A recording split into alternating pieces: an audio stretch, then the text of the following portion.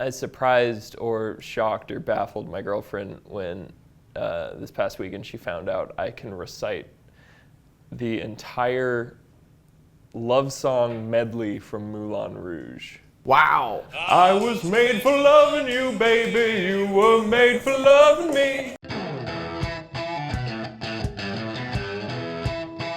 Welcome to Uffsides. I'm Matt Ufford. Today we're talking about coaching hot seat in the NFL. I'm joined as always by my pals, Will and Alex. Really more co-workers than pals. Yeah, Associates. when the money comes from the same guy, friends feels like a weird term, except for on the TV show Friends. Losing your job as an NFL coach is not merely about losing. Obviously, Gus Bradley kept his job for almost 4 years, and that's all he did. Marvin Lewis can't lose his job. He turned that Bengals team around in just like 9 short years, turned them into a perennial NFL team? Perennial wild card weekend loser. At this point, I just assume Marvin Lewis is really good at hiding. Marvin Lewis has the ideal boss. You know, as long as he doesn't ask for a raise, he has zero expectations. Mike Brown gets a lot of shit for being a bad owner, but he's a great boss. He's better than he was a Cavs coach. I feel like Chuck Pagano might be the new Marvin Lewis.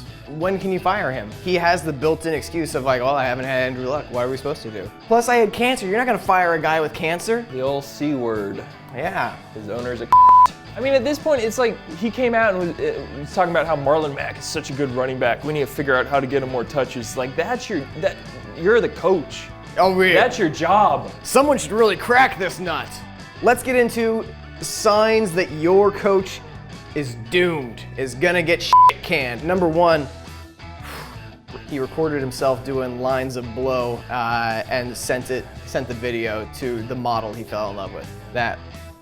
If that happened to your coach. Model. Yeah, model. Where would you meet a model? Tell you what, it was the weirdest runway. Kind of looked like an alley. But I met this banging model down by the dumpster. That video was like the Miami version of Romance. Hey baby, miss you. I'm just about to run into a meeting. I just wanted to make sure that you saw me doing blow and thinking about you. What? What? Hey dog, flowers are good. Yeah, send her flowers. Don't record yourself doing cocaine at the team's office. Do you think you ever tried to feed a dolphin cocaine? Like a real dolphin? I mean, it's Miami. If a dolphin did cocaine, it would be through the blowhole, right? Yeah. Just kind of funnel it in. Yeah. Yeah. Instead of the rolled up dollar bill, you'd have to give it more of a conical shape and just kind of dump it in. What a life. The dolphin would have to want it though. And they do.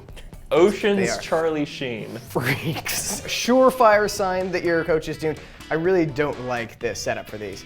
Your coach might be doomed if. Yeah, it either sounds like Jeff Foxworthy or a fucking BuzzFeed quiz. Ken signs your coach might be doomed this season. Hey, you know what? We gotta get them views. Cause you know what? People who watch this show aren't sharing it enough, so we've gotta come up with the search engine optimization because you're not doing your job. If your coach has gotten the dreaded vote of confidence from the owner, days are numbered. Ben McAdoo just got the vote of confidence from Steve Tisch. So Ben McAdoo used to have like the floppy 9th grader do, and we all laughed at him for having a child's haircut, and then he started slicking it back, and it's like, listen man, you can't do the whole like Wall Street hairdo if you're dressed like an interim gym teacher. He looks like the word slime. They say dress for the job you want, that's why I'm a YouTube host, but like Ben McAdoo is definitely gunning for like that middle school PE teacher. He's gonna get that job. He looks like a substitute bouncer for a bar in Queens. Substitute. Oh man, Darius is out tonight. We gotta call Mac. Another way to lose your job if you're an NFL coach, play your shitty retread quarterback instead of the talented first rounder you have sitting on your bench. Bill O'Brien actually came to his senses, thereby keeping his job, getting Deshaun Watson the start. Yeah. It still took him a half plus training camp. Yes. Inexcusably long to get Deshaun Watson into the game, but that's still several fewer weeks than it took for John Fox to figure out, hey, maybe Mitchell Trubisky's the better quarterback than Mike Glennon. Do you think John Fox just didn't name him the quarterback for a while because of the Mitch Mitchell thing? Like, he literally didn't know who to name. Yeah, what's that guy? What's he? I know he wants to go by one of these things, but they're both bad names. Yeah. Mitchell. Mitchell. Another thing not to do if you're an NFL coach hanging on by a thread, don't work the press. Don't work back channels in the media. So Hugh Jackson, Deshaun Watson said that Hugh Jackson called him on draft day. Texted him on draft day to say, be ready. Be ready.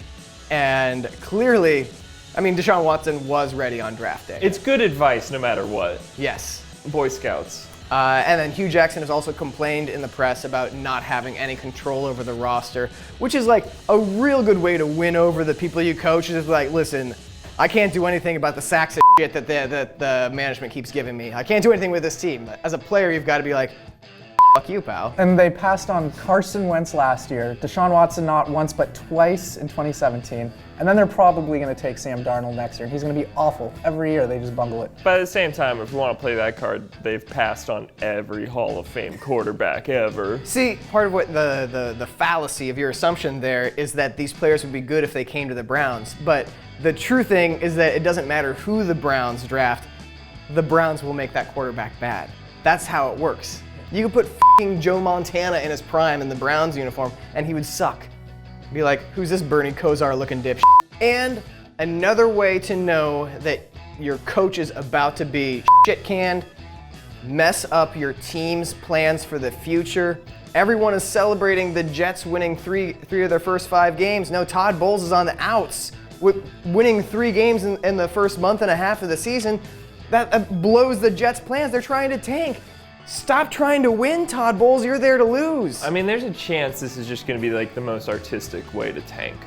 The Jets were trying to put together the storyline of Major League, basically. All right, time for Alex the Artist. Alex is, of course, the finest. Why do you always stand up for this? That's what I don't know. You always I gotta get the blood flowing, you know. gotta get the blood flowing to your Alex, art dick. Alex, your mission is to draw Ben McAdoo's face. So this is a new school Ben McAdoo with the slick backed hair, the Daredevil sunglasses. Really do it for me too. What's Daredevil's civilian name? What does he go? What's his name when he's not Daredevil? Daryl. Daryl.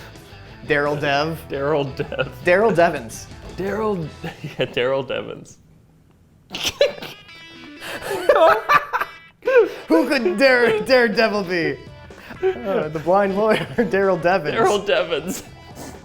Ooh, interesting facial features here. Interesting facial features. He has a mouth. He has a nose. Alex got to the nose and he's like, interesting facial feature. Actually, I mean, look at this. Look at this, Will.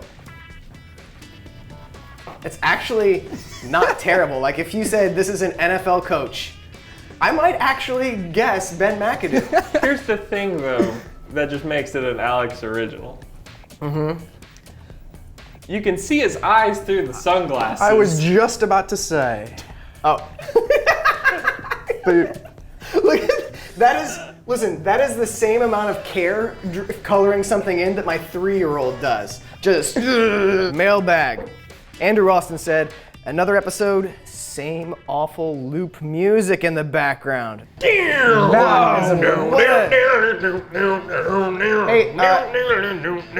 listen, what people don't realize is that we actually, it's not edited in. We actually record the show while we have that track blaring. I think that's what really makes the show have the energy that it does. Oh, I don't like the background music. I don't know, then mute it. You can still watch a video muted. Yeah, people are just watching for the ticker anyway. Yeah. That's what we call my dick. And before we close the show, I just need to issue an apology. Our last episode, we had this golden bit where Will plucked out a super long hair out of Alex's neck. Which I believe made it 4 years running. Yeah, I think it's the 3rd or 4th time that Will has noticed the same hair coming out of Alex's body. Look at that red face, my God. Forget Augusta, that's a tradition unlike any other. Yeah, by the way, Augusta, suck my dick. Hey, thanks for watching Uffsides. Be sure to comment on this YouTube video, subscribe to SB Nation for more of this awesome show every other week, and whatever other shows SB Nation does too. Thanks for watching. See you later.